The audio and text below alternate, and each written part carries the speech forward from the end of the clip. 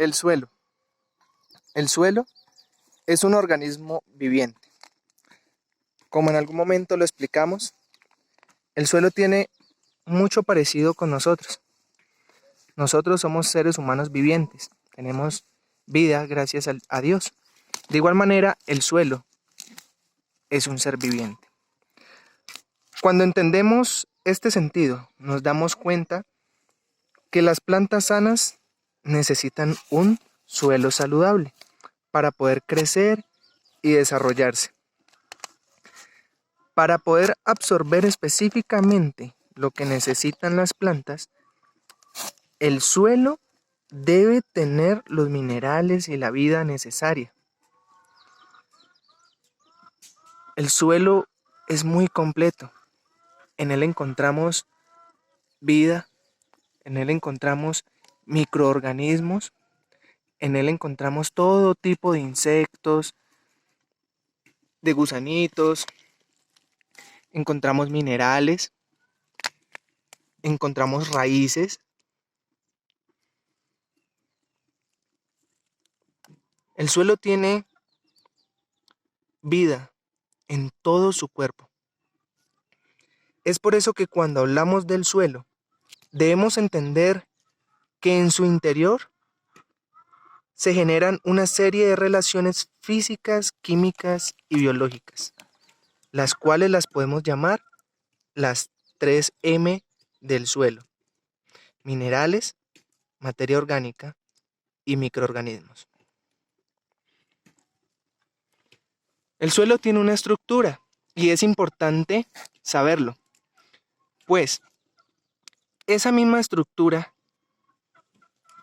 que tiene un suelo natural, en la tierra, en un campo, es lo que muchas veces tratamos de imitar cuando vamos a hacer nuestras huertas en nuestras casas, en nuestros balcones.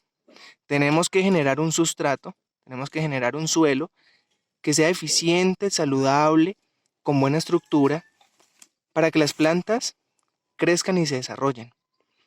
De esta estructura estaríamos hablando de lo que es la porosidad, lo que también hablamos de si son arcillosos, arenosos. Entonces, para poder darle estructura, microorganismos y minerales a un sustrato en nuestras ciudades, es necesario nosotros adquirir unas series de materiales. Y eso es lo que vamos a ver en este momento.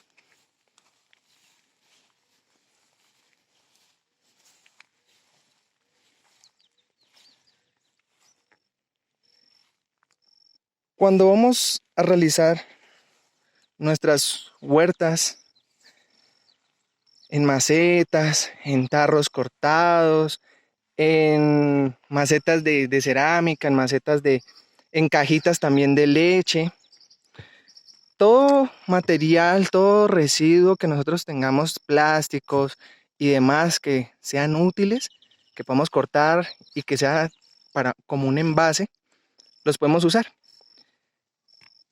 Pero tenemos que aprender a preparar un buen sustrato.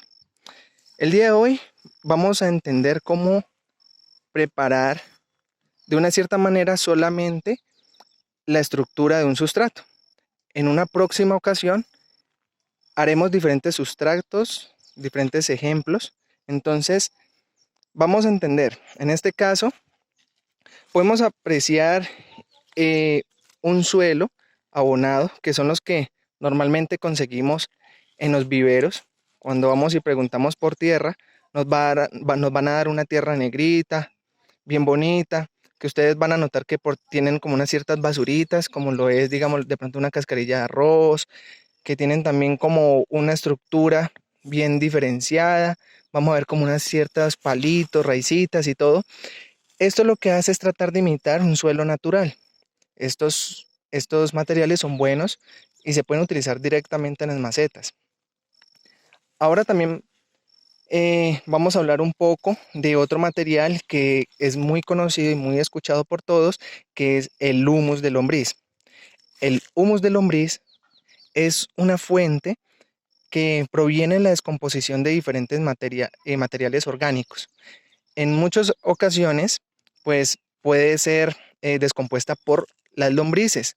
Conocemos una en especial que es la lombriz roja californiana. Este material es inodoro, inoloro, o sea, no tiene aroma, no tiene sabor, ¿sí? Y es muy, muy buena también como material, como fuente. También podemos ver otros materiales, encontrar otros materiales en diferentes, digamos ya como los, lo que trabajan como las agrícolas.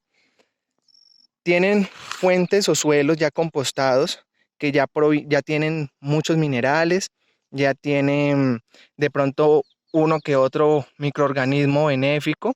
Entonces, también podemos estarlo utilizando. Tienen una textura un poco más delgada, como tipo arenita, ¿sí?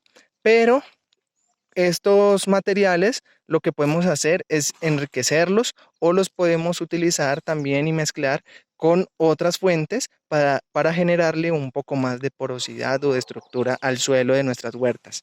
Por eso mismo es que voy a hablar en este caso de dos materiales que nos generan porosidad, retención de agua en nuestras materitas, en nuestras macetas. Una de ellas es lo que hablamos como las trituras, ¿sí? Como los residuos que quedan de la madera cuando son cortadas, cuando las son aserradas. Entonces, estas virutas también son buenas para utilizarlas y mezclarlas con algunos sustratos. Pero tenemos que tener mucho cuidado, mucho cuidado. ¿Por qué? Porque no todas las virutas de todas las maderas son benéficas. Hay maderas como las del eucalipto, algunos casos de algunos pinos, en el cuales no los podemos utilizar porque generan algunos químicos naturales que pueden ser contraproducentes, o sea, que pueden ser malos para las plantas. Por eso tienen que pasar por otro proceso. También tenemos lo que es la cascarilla de arroz. Esta la podemos conseguir fácilmente en los viveros. Esta cascarilla de arroz seca, la vamos a ver que son los residuos que quedan después de que van a moler el arroz y antes de que ustedes se lo coman, ella tiene como una cascarita. Esa cascarita es buena para mezclarla con los sustratos y generarle más porosidad. Ahora, no todas las plantas necesitan un suelo, ¿sí? Como tierra.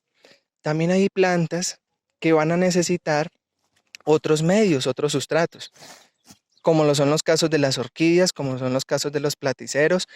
Estos utilizan maderas o en este caso tenemos un tipo de helecho chonta, ¿sí? Que es el tronco de un helecho ya que se va descomponiendo y es útil solamente, digamos, en el caso de platiceros grandes, orquídeas grandes, lo que podemos hacer es colocar una puntilla como vemos aquí. Se coloca una puntilla en el medio y lo único que se hace es colocar el piecito o el hijuelo de la orquídea, el platicero, de otras plantas que eh, generan su raíz por medio de la descomposición de algunas maderas. O podemos comenzar a deshacerlo, ¿sí?